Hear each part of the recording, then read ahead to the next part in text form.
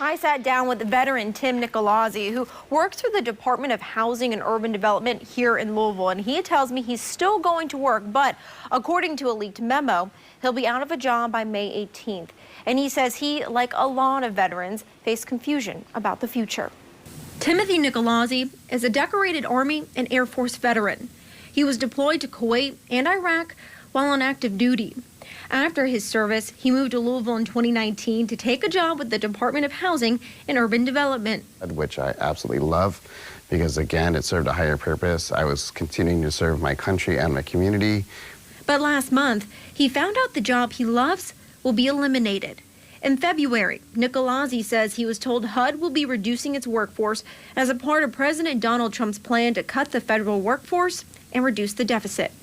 The Department of Government Efficiency, known as DOGE, has fired more than 6,000 veterans as a part of other federal cuts. Niccolazzi says it comes as a blow, as nearly 30% of the federal workforce is veterans just like him. Not just a veteran, but a disabled veteran, you know, who has served honorably, who is deployed, who has done everything that I was supposed to do in the military and more.